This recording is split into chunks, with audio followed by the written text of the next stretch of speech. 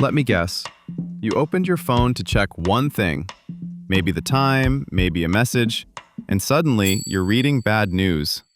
Disasters, scandals, something going wrong somewhere. Again. You didn't ask for this. You weren't looking for it. But here you are, still scrolling, still concerned. That's not an accident. No.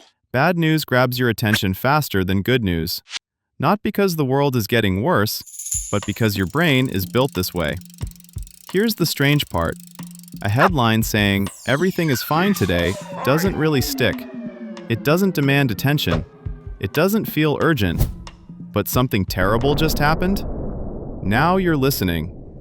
Psychologists call this negativity bias. Your brain reacts more strongly to negative information than to positive information. Bad news feels urgent, important, potentially dangerous. Good news feels nice, but optional. And a long time ago, this bias made a lot of sense. Thousands of years ago, humans lived in a very different world. If you ignored good news, nothing really happened. You missed a pleasant moment. But if you ignored bad news, you might not survive. That sound in the bushes could be the wind, or it could be something that sees you as lunch. Evolution didn't want to take chances. The humans who paid more attention to danger were more likely to survive. And they passed that brain down, which brings us to you. Congratulations! You inherited a brain that's very good at spotting problems and very bad at relaxing in the modern world. The problem is, your brain never updated the software. Today, the danger isn't a predator. It's headlines, notifications, breaking news alerts, push notifications at midnight. Your brain reacts the same way it always has. Heart rate up, focus locked, stay alert, even when you're sitting safely on your couch. The issue is, your brain can't tell the difference between real danger and dramatic headlines written to grab clicks. So it stays on high alert, not for minutes, not for hours, but constantly.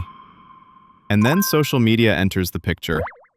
Algorithms don't care about your well-being. They care about engagement. What you click, what you watch, what you don't scroll past. And nothing drives engagement like fear, outrage, and shock. So the more bad news you click, the more bad news you see. Not because the world suddenly collapsed, but because negativity keeps you watching longer. Here's the really sneaky part. Bad news creates stress in your brain, but at the same time, it releases dopamine, the chemical linked to habits and reinforcement. So your brain feels alert, stimulated, slightly anxious, and strangely, engaged. That combination keeps you scrolling. Not because you're enjoying it, but because your brain thinks it's doing its job. The cost of this is subtle but real. Constant bad news doesn't make you safer. It makes you more anxious, more pessimistic, more mentally exhausted. Over time, it quietly changes how you see the world. More information doesn't equal more control. Sometimes it just means more noise. And the worst part? Your brain never gets a break. It stays in survival mode, even when you're perfectly safe. This isn't about ignoring reality.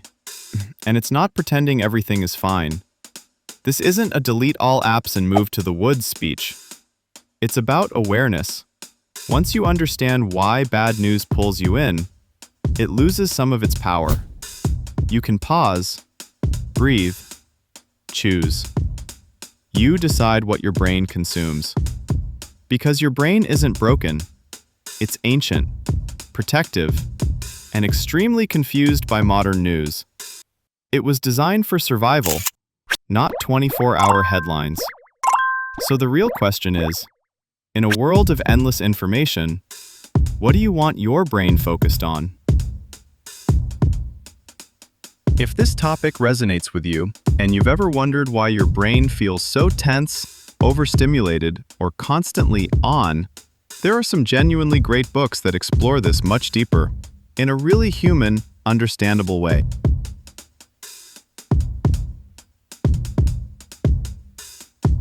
Thank you for watching.